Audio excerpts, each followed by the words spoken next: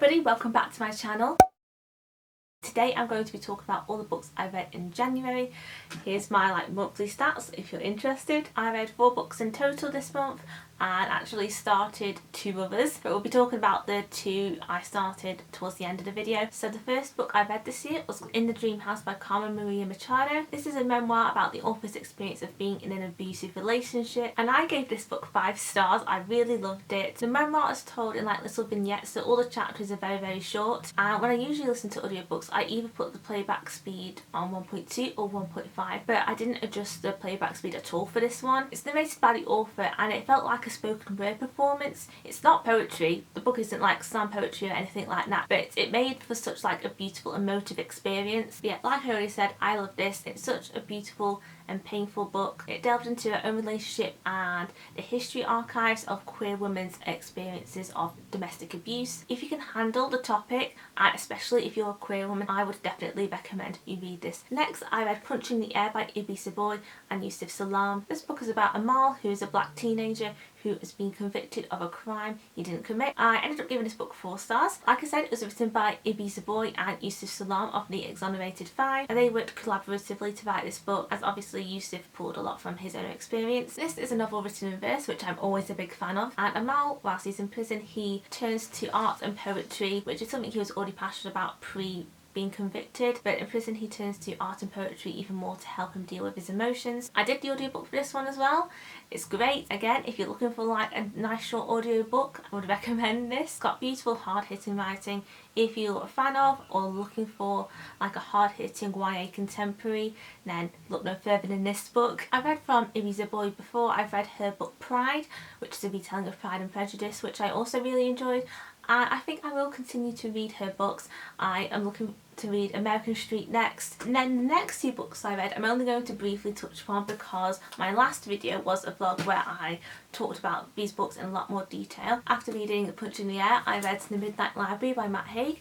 I gave this book 4.5 stars. This is a magical sci-fi story about a woman called Nora Seed who is feeling incredibly sad and depressed, and she ends up taking her own life and ends up in this place called the Midnight Library, which is the area between life and death. And within the Midnight Library there's all these books where she can turn to and experience and see what life would have been like if she took a different path. So say if she ended up travelling to Australia with her best friend, if she ended up marrying the guy. I cried quite a lot this book. Then next I read The Invisible Life of Addie LaRue by V.E. Schwab. This is a young adult historical fantasy about the title character Addie LaRue, and she makes a deal with the devil where basically she can live forever but nobody will ever remember her until one day a guy remembers her. I ended up giving this book 3.75 stars. There were quite a lot of elements I liked about this book, but I felt quite neutral for most of it, unfortunately, and it was the ending really that kind of made me give this book an extra 1/4 of a star rating. Like I mentioned, my last video was a whole reading vlog where I read these books. If you want to hear me talk in more detail about these 2, then go watch my last video. I'll link it in the cards and in the description. Now we're going to talk about the 2 books I started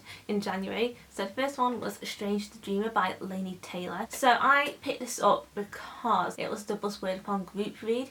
If you don't know, the Buzzwordathon was created by Kayla from Books and Lala, where for a week you read books that all had a certain word or words in the title. So previously it's been the word night, numbers, but this year it's changed a little bit and it's actually going to be happening throughout the whole year. So the first week of every month is the official Buzzwordathon week, but you can extend it to the whole month if you want to. It's now a lot more community led. There's a Goodreads group, there's a Discord, and the buzzword for January was dream, so that is why I read In the Dream House, and Strange the Dreamer by Laini Taylor was the group read. I'm not DNFing this book, but I'm just putting it on pause for the moment. I got to 47% of the way through. I last read this in the first week of January, so I can't 100% remember what this is about really, but it's a young adult fantasy. It's very popular, it's very highly praised by a lot of people I watch. But yeah, let's talk about the first half of the book that I read. So the writing definitely isn't for everyone. I guess you call it purple prose, and it took me quite a bit to fully get into it. It took me at least 20-30 pages to fully get into the writing, and like I said, I'm putting this book on pause at the moment because it took me a while just to get halfway through it, and it's a 500-page book and there were other books I wanted to get to, and my levels of interest for this book were fluctuating so much that I just was I'm just going to put it on pause for now and go on to something else so I don't put myself in a reading slump. And then the other book I started towards the end of the month actually was Bad Feminist by Roxane Gay. I am about 120 pages into this, so I don't have an awful lot to say right now, and when I do finish this, hopefully within the next month or 2 months, I will be talking about this in a lot more detail in my wrap up. But this is a collection of essays about the author's life and her perspectives on feminism, race and literature. From what I've read, I am really liking it. I just put it on pause because I had other reading plans for February that I needed to focus on, but I definitely want to finish this, especially because I've owned this book for quite a few years, and I actually asked for this book for my birthday one year as well, so I owe it to my parents who gifted me this book to finally read it. So yeah, this has been quite a quick wrap up. These are the physical books that I finished and started in January. I have recently started a full-time job, so my reading has kind of slowed down just a little bit. I am still going to try to aim to read a book a week, but yeah, I'm going to try and be kind to myself and not be too hard on myself if I don't read as much. And to be fair, on average last year, even during the pandemic when I wasn't working that much, I read on average 4 or 5 books a month. So as long as I can maintain that average, then I will be happy with that. So yeah, that's it for this video. If you have also read any of the books that I read this month, let me know in the comments down below. Let me know what you thought of it, or just in general let me know what you read in January. If you enjoyed this video, feel free to give it a thumbs up and subscribe to my channel if you fancy it. I hope you have a great day, and I'll see you in my next video. Bye!